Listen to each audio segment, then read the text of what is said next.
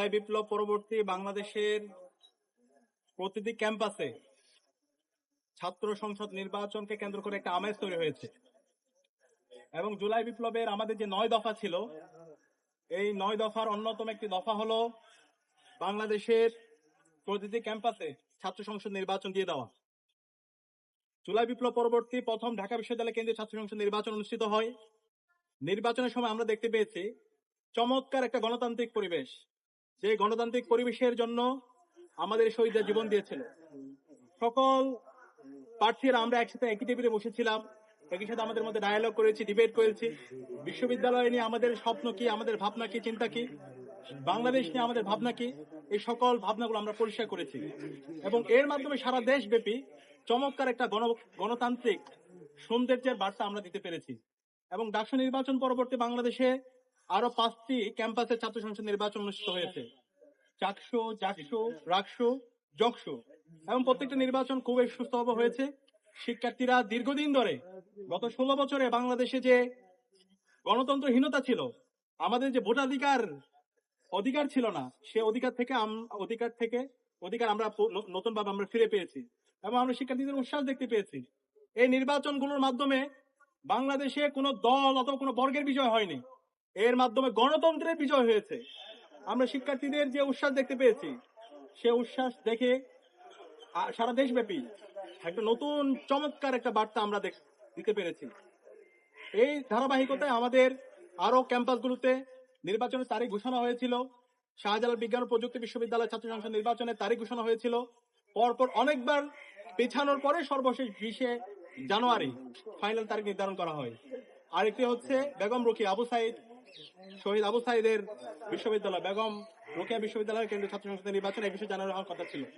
Final তারিখ নির্ধারণ হওয়ার পরে আমরা খুবই অবাক হয়েছি, যাদের সাথে আমরা একসাথে দীর্ঘ ফ্যাসিবাদ বিরোধী আন্দোলন করেছি, লড়াই করেছি, গণতন্ত্রের জন্য আন্দোলন করেছি, সেই পক্ষ বিভিন্নভাবে এই আন্দোলন, এই নির্বাচনকে বানচাল করার জন্য তারা অপপ্রয়াস শুরু করেছে। প্রথম অপপ্রয়াস করেছিল শিক্ষার্থীদের তীব্র আন্দোলন এবং সারা দেশের ছাত্র জনতার প্রতিবাদ প্রতিরোধের মুখে।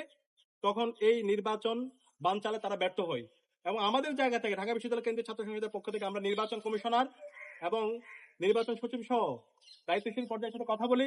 আমরা বলি এই নির্বাচনগুলো সঠিক সময় হতে হবে, জাতীয় নির্বাচনের যে তারিখ দেওয়া হয়েছে সেই তারিখ অনুযায়ী হবে এবং জাতীয় নির্বাচন সুস্থভাবে হওয়ার জন্য, জাতীয় নির্বাচনের জনগণ যেন চমৎকার আস্থা অর্জন করতে পারে, সেটার জন্য ছাত্র সংসদ নির্বাচনগুলো হওয়া দরকার। এবং সে অনুযায়ী নির্বাচন কমিশনার আমাদেরকে আশ্বস্ত করেছেন, বলছেন এটা কোনো সমস্যা নাই, নির্ধারিত সময়ে আমরা নির্বাচন আয়োজন করার জন্য যত সহযোগিতা দরকার আমরা সার্বিকভাবে সহযোগিতা করব। এবং সে আলোকে পরবর্তীতে প্রজ্ঞাপন দেওয়া হয় 20 তারিখ নির্বাচনের ব্যাপারে নির্বাচন কমিশন থেকে ছাত্র সংসদ নির্বাচন আয়োজন করার জন্য নির্দেশনা দেওয়া হয়। কিন্তু আমরা অবাক হয়েছি, এই ছাত্র সংসদ নির্বাচন যখন সুস্থভাবে হচ্ছে, সারা দেশের শিক্ষার্থীরা যখন এই ছাত্র সংসদ নির্বাচন নিয়ে যখন তারা উচ্ছ্বাস প্রকাশ করছে, ঠিক সেই সময়ে দীর্ঘ ফ্যাসিবাদ বিরোধী আন্দোলন যারা আমাদের সাথে করেছে, একটা রাজনৈতিক দলের তাদের ছাত্র সংগঠন নির্বাচন কমিশনের সামনে দাঁড়িয়ে নির্বাচনকে বন্ধ করার জন্য, বানচাল করার জন্য তারা মত তৈরি করেছে। এটা পুরো জাতির জন্য লজ্জা। এই ধরনের আচরণ আমরা কখনো প্রত্যাশা করি না। যারা গণতন্ত্রের জন্য লড়াই করেছে, আমার কষ্ট লাগে আজকে যদি শহীদ জিয়া বেঁচে থাকতো অথবা মরহুমা বেগম খালেদা জিয়া যদি বেঁচে থাকতো, তিনি সবচেয়ে বেশি কষ্ট পেতেন। নির্বাচন বন্ধ করার জন্য কিভাবে আপনারা এই ধরনের মত তৈরি করতে পারেন? আজকে দেখতে পেয়েছি জাতীয়তাবাদী আইনজীবী ফোরামের সদস্যরা তারা গিয়ে যে রিট করেছে, সেই রিটের পক্ষে তারা গিয়েছে এবং পরবর্তীতে 4 সপ্তাহের জন্য এই নির্বাচনকে স্টে করে দেওয়া হয়েছে। এখন আমার প্রশ্ন, আপনারা যে নির্বাচন বানচাল করার জন্য কাজ করেছেন, আপনারা কোন মুখে জাতীয় নির্বাচন 12 ফেব্রুয়ারি যে নির্বাচন হবে, সেই নির্বাচনে ভোটের জন্য আপনারা নাগরিকদের সামনে কোন মুখে যাবেন? আপনারা চেহারা দেখাতে পারবেন? এই জুলাই বিপ্লব পরবর্তী যে আজকে চমৎকার একটা গণতান্ত্রিক পরিবেশ তৈরি হয়েছে, সেই গণতান্ত্রিক পরিবেশকে বানচাল করার জন্য, ছাত্র সংসদ নির্বাচন বন্ধ করার জন্য আপনারা কুটে গেলেন, আপনারা নির্বাচন কমিশনের সামনে গিয়ে মত তৈরি করলেন। এখন আপনারা কোন মুখে আপনাদের চেহারাগুলো জনগণের সামনে গিয়ে দেখাবেন? আপনারা কি ইশতেহার দিবে না? আপনারা কিভাবে বলছেন যে আপনাদের হাতে দেশ নিরাপদ? আপনার ক্যাম্পাসগুলোতে কিভাবে এই গণতান্ত্রিক পরিবেশ রাখবেন? তাহলে তো আমরা সেই যে আগের হাওয়া দেখতে পেয়েছি, সে হাওয়া দিকে আমরা ফিরে যাচ্ছি। আজকের অবস্থানের মাধ্যমে আপনারা শহীদদের সাথে সুস্পষ্ট প্রতারণা করেছেন। আমরা সুস্পষ্টভাবে বলতে চাই, ক্যাম্পাসের মধ্যে যে ছাত্র সংসদ নির্বাচনের যে ধারা শুরু হয়েছে সে ধারা অব্যাহত রাখতে হবে।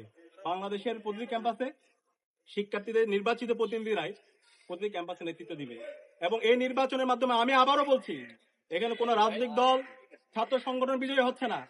এর মাধ্যমে বাংলাদেশের গণতন্ত্র বিজয়ী হচ্ছে, এর মাধ্যমে জুলাই বিজয়ী হচ্ছে, এর মাধ্যমে জুলাইয়ের শহীদদের আকাঙ্ক্ষা বিজয়ী হচ্ছে।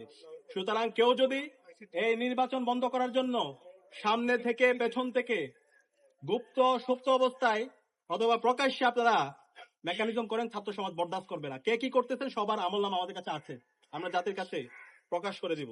আমরা আশা করব যে নির্ধারিত তারিখ দেওয়া হয়েছে সেই অনুযায়ী ছাত্র সংসদ নির্বাচন হবে এবং এই নির্বাচন আয়োজন করার জন্য নির্বাচন কমিশন, বিচার বিভাগ এবং অন্তর্বর্তীকালীন সরকার, আইন শৃঙ্খলা বাহিনী, একই সাথে বিশ্ববিদ্যালয় প্রশাসন সবাইকে আন্তরিক সহযোগিতা করার জন্য অনুরোধ করছি।